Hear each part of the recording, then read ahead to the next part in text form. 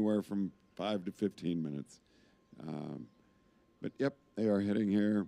When they cross the finish line, the 2022 Race Across America will be wrapped up. Rick, how are you feeling about this year's event? It was a good event, George. It was, weather was good to us. Racing was good. Pretty good year all around.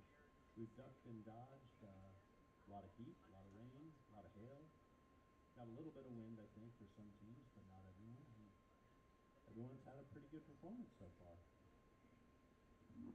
I think Kansas has been really interesting, just chatting with people at the finish, how awful the headwinds were for some and how huge the tailwinds were for others.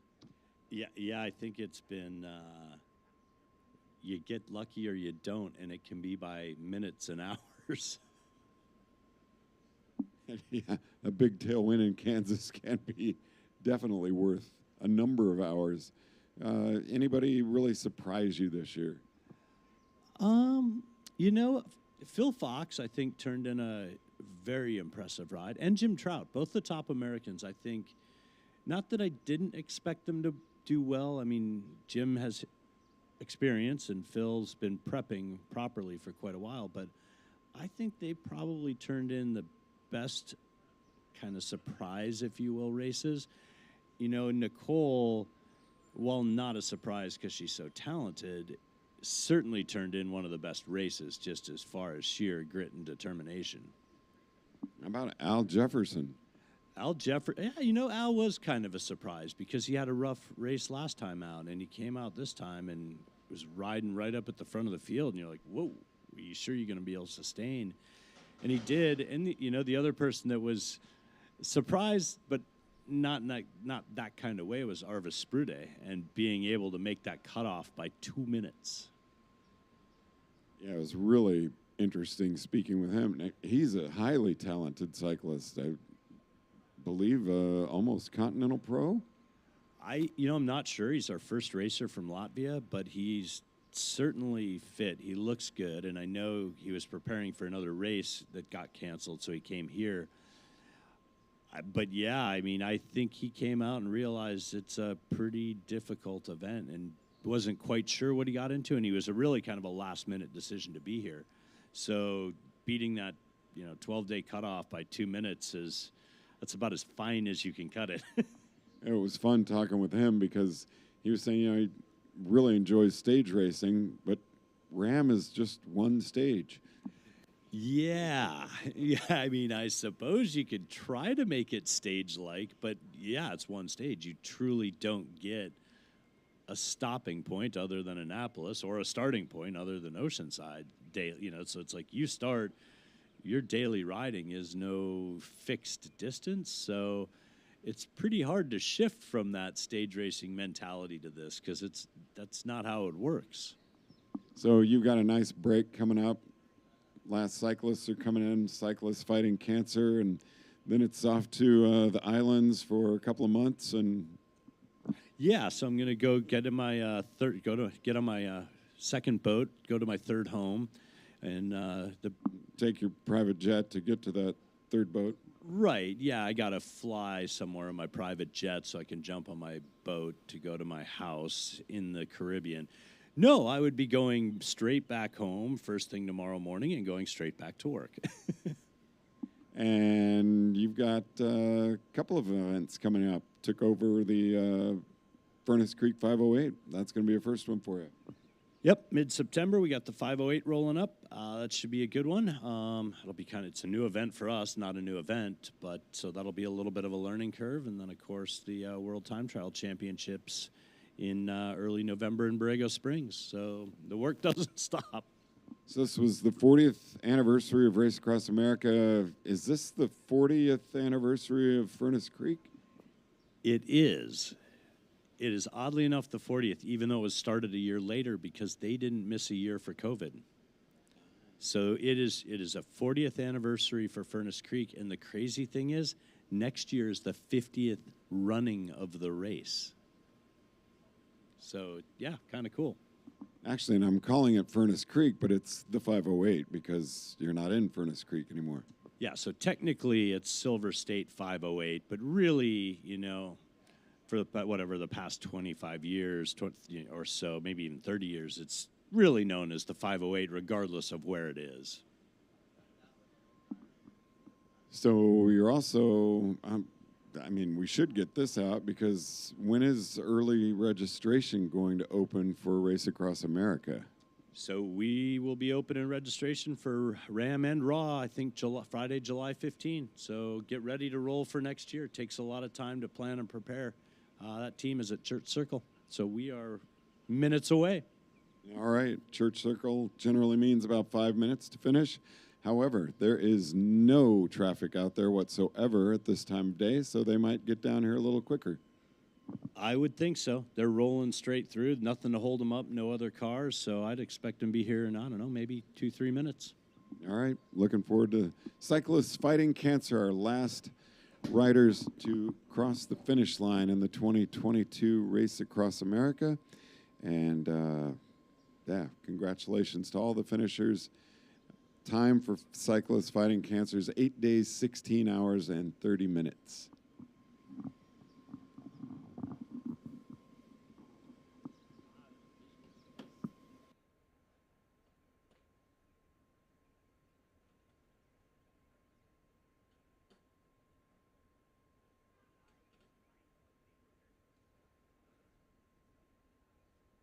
So can we be shut down for just stating what it's not unusual to be loved by me. Thank you, Mr. Shatner. Thank you, Mr. Shatner. It's like listening to any of William Shatner's albums. Tom Jones.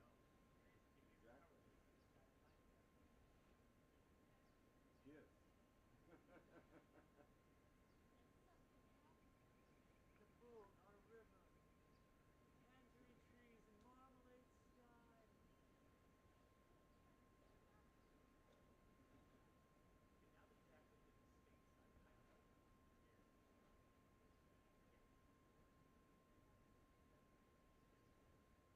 Oh, we found that the old 1960s Batman TV series is on Netflix now. Such a great show. I've been watching it. It's so good.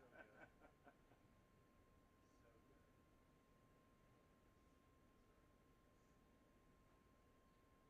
Adam West. First Ward. Yeah, I forgot what a role Kurt Ward actually had. Right now, he's awesome. But he should have been dead. Sid Caesar, Yeah. It was a great cast. Burgess Meredith. Yeah. Julian Moore. That's right. Good on him. Are we live? Yeah, we have live. Oh, we have. All right.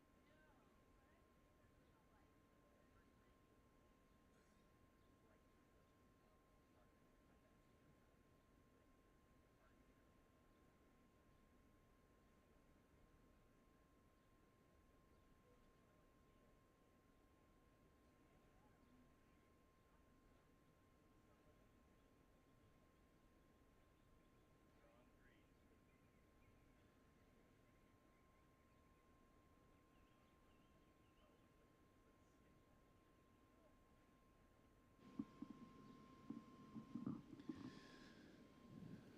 Cyclists Fighting Cancer on Green Street. It's a nice descent down to a brief flat, where it could be pretty slow if there was a lot of traffic, but they should just come straight through. And then they are in the parking lot heading here to City Dock.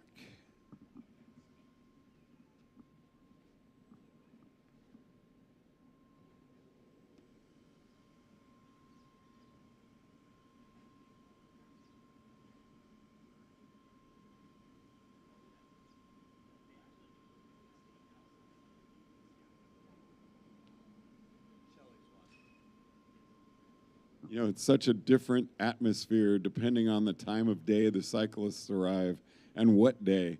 Because we had a pretty nice group at the finish line throughout the day yesterday. It's always nice if there's another team or two around you because you have those who have finished. You've got crews from people coming in, so you actually have a homemade crowd here to cheer you in.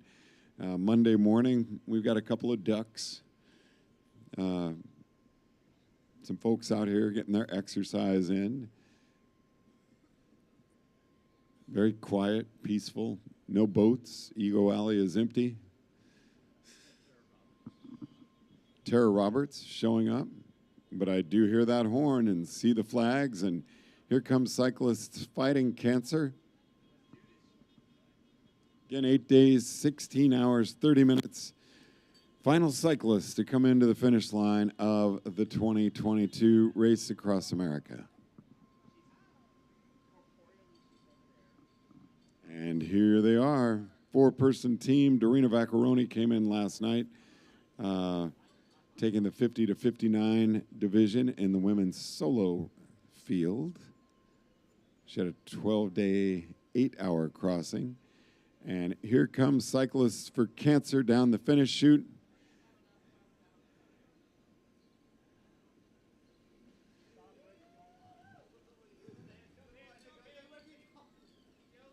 Nice job. If you could back up to the yellow line, that would be great.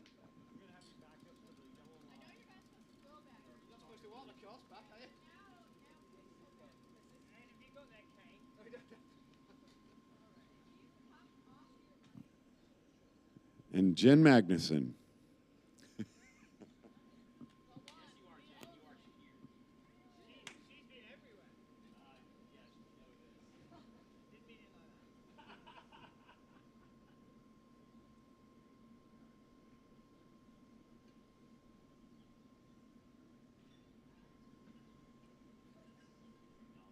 Eight days, 16 hours, 30 minutes. Gents, nice job.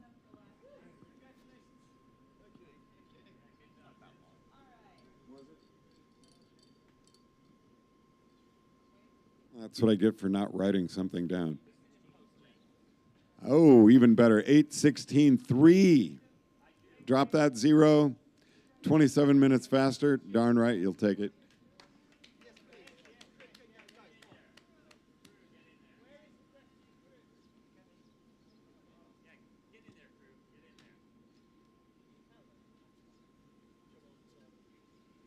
That's a pretty phenomenal performance with 4 crew.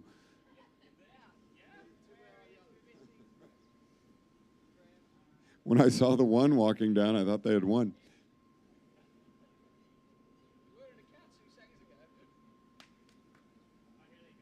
Here we go.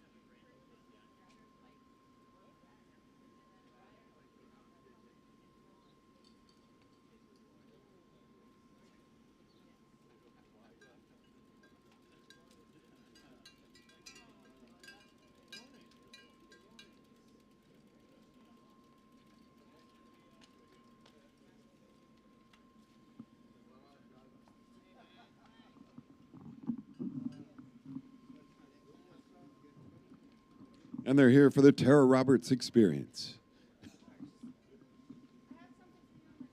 Uh-oh. Something I forgot in Durango. Oh, so okay. Great job. Thank you very much.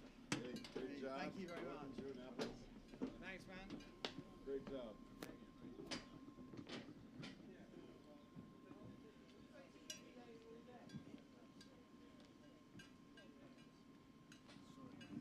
Now, most people get their cycling shoe off and leave it off.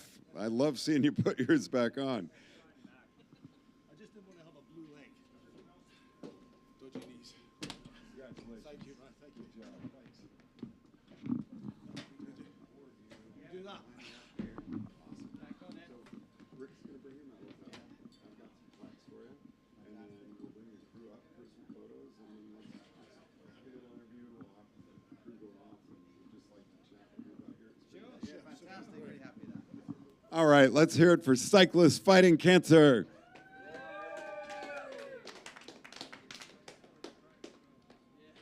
That was nice, but put some lungs into that cheer this time. Come on, let's hear it for Cyclists Fighting Cancer. And here's Rick Bothling with your finishers medals. Congratulations, gentlemen. Nice work. Good to have you at this end of the country. Hey, you know, whatever it takes, you got here, right? Good job, gentlemen. Great race. Great to see you on this side. 2 steps forward for the camera. Get this way. 2. There we go. Oh, that's moving forward. Don't fall.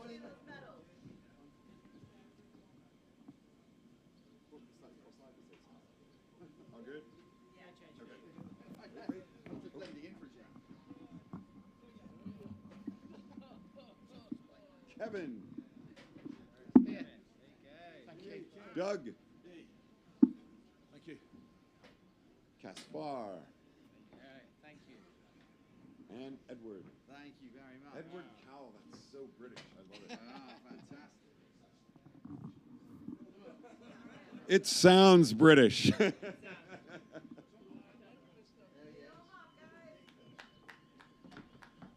Really, you worked hard for those. Come on. All right, let's have the crew come on up.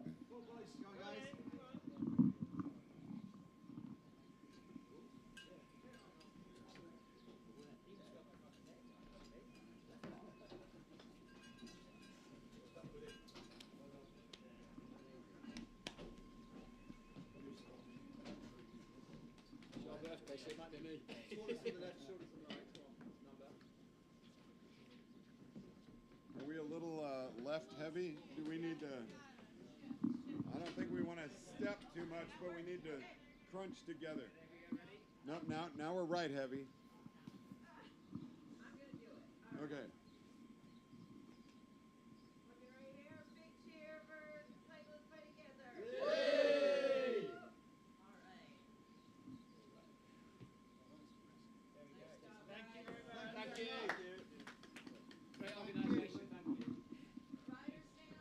Oh. I have to.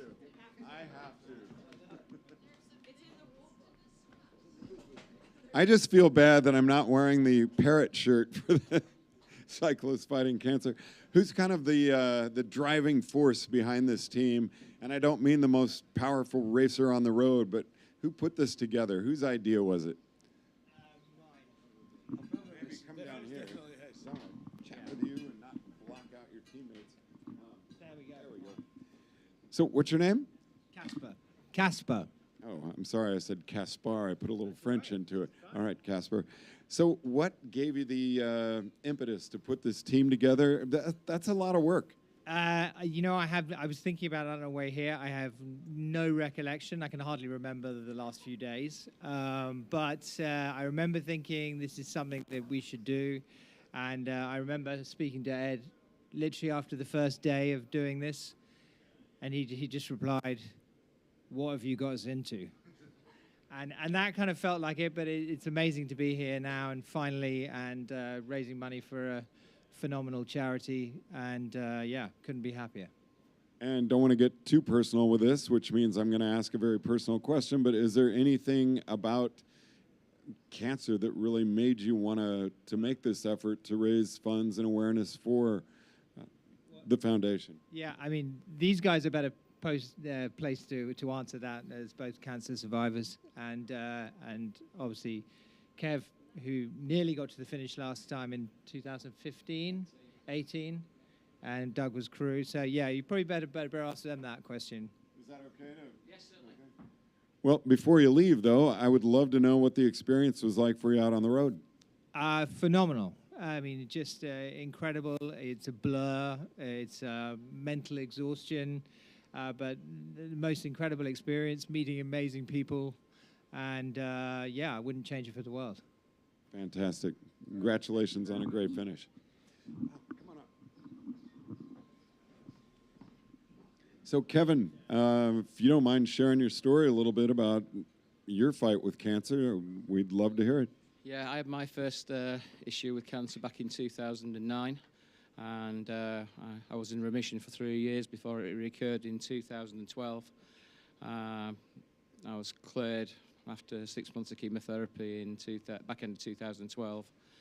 During my time on chemotherapy, I was introduced to the founder of CFC, who prescribed me a training regime to try and help me train through treatment and rehabilitation. And the doctors were so impressed with how my cancer reacted, and they put it down to the training and the exercise I'd done through treatment and rehabilitation. So I joined the charity. I'm a trustee of the charity. I've been now for 10 years. And Cyclists Fighting Cancer, basically, it promotes exercise in cancer treatment. And it's only now, after 10 years of campaigning, that the UK government and the British Medical Association are starting to recognise that exercise has got a massive impact on both reoccurrence and outcomes of cancer cases. So our primary function is providing bikes for kids with cancer to try and get those guys riding bikes through treatment and rehabilitation. We provide bikes for siblings of cancer patients so they can ride as a family. And where there's financial issues for the families, we actually provide bikes for the family, for parents as well, so we can get them riding out as a group. And the impact's massive. We work with about 700 families a year, providing new cycling equipment and modify. Where you've got patients who have got limb disabilities, we provide adapted bicycles and tricycles. So for free, yeah. So it's a great charity, and we're so proud of the work we do. I'd like to ask you some more, Kevin. Could we have you come join us? No, come on up. And again, I know these are personal questions, but would really like for you to share. I mean, what's it like when you get told a diagnosis of cancer? I mean, that would be such a life-changing experience for you and your families, and that affects a lot of people. Yeah, I've never been diagnosed, so I'm really happy about that. But Kevin and I are business partners, and I've been through the journey with Kev. So yeah, it's been a difficult, tough time. Obviously, we're close friends. When he was diagnosed the second time, that was a real difficult time. Because we didn't really have any diagnosis about what his life expectancy was or any of that stuff in the early days, and it was difficult to take, really difficult to take. But he's put a lot of work in, and he's now this chairman of this charity. He's a very humble man. He does an awful lot of work for the charity, and it just does some great work with kids, really. It's getting kids out on bikes, and what better way to get your exercise, really. It's fantastic. So, question to you, if you don't mind answering. Getting that, hearing the physician say, you have cancer, and then I can't even imagine what it would be like to fight that for 3 years, feel like things are getting better, and then told that it's back. Yeah, the first time was the worst. It was the same week as my son was a year old, and all that went through my mind is, well, if it's not positive, he's going to have no father. I think you think about the people around you rather than yourself when you get the diagnosis. The second time was a bit easier. I've been through it once, and I think you're a bit more mentally prepared for it. It was hard on the family, but we just had a positive attitude, and we got through it, and here we are. It's been a great outcome. And that was 2012? Yeah. And in 2015, you did your first race across America? Yeah, 2018. It was 2018, sorry. It was a world record attempt because the whole team of 4 were cancer survivors. And RAAM's never been completed. I'm not sure it's been completed since, but it certainly hadn't in 2018. So it was actually a world record attempt. But unfortunately, one of the riders, when he got to Durango Springs, got diagnosed with sepsis. And he spent 7 days in intensive care, and it was touch and go whether it survived. So we continued that journey as a 3, and unfortunately we ran out of time, so we never completed. So it's this week's laid some ghosts to rest. That's awesome. So that must have been amazing then to come on into the finish line here. So great job to the team. Your business partners, what do you do? Yeah, we got a telecoms business we've had for a while. Yeah, it's good fun. It's really fantastic to have your best mate supporting you. He was there in 2018 as a crew member, but to have him riding across the line today is extra special. It really is. I'll I'll tell you something. It's easier riding it than it is crewing it. I said that to the guys at the start. I said, look, you're going to go through hell. And I think they have, and they've been absolutely brilliant. But it is difficult. It's a difficult job to crew. It's much, much easier to ride because you get to see a bit of America as well when you're out on your bike, don't you? You know, it was really fantastic world. Some of the people we've met have just been extraordinary. You know, one guy gave us $10 in the middle of a field in the middle of Kansas. You know, it's just real weird stuff. So it's been a real adventure. How much have you raised throughout the ride? Well, I don't have a final number. I don't know what we're looking at. 100. We're probably hoping for about 100,000 pounds, UK pounds. Yeah. Not forgotten here. So what's it like for you knowing these gentlemen who are putting so much into this foundation to come out and do something where you've really raised a lot of money for them? It's been very easy to join them in lots of ways. On a personal basis, both my parents died of cancer, so there was that was quite meaningful for me to get involved in raising some money and for an amazing charity. Casper's a great friend, and when he asked me to get involved, I don't think I really knew what I was getting involved in, but it was great to do it and end up here doing this. And really, I've got to know Kev and Doug on the way. And part of this journey, and they're great people, so very happy to be here with them. So Casper put this together. When he brought it up to you, were there any things that happened along the way where you were like, this isn't what I was expecting? Not really, no, because Casper's got incredible driving force. So whenever there was a challenge, he found a way around it. So when we thought we might not be able to raise enough money, we organised a party. And the party then raised huge amounts of money for us to come here. Despite COVID, we've been training really for 2 years to get ready for this 2 years. And just every single challenge that was thrown in our path, Casper's just knocked down and just moved on and moved on. He's got an amazing faith and belief that we can get this over the line, and we have. Fantastic job. Come on up so everybody can see you again. Cyclists fighting cancer again, 8 days, 16 hours, 3 minutes. And great to have you here.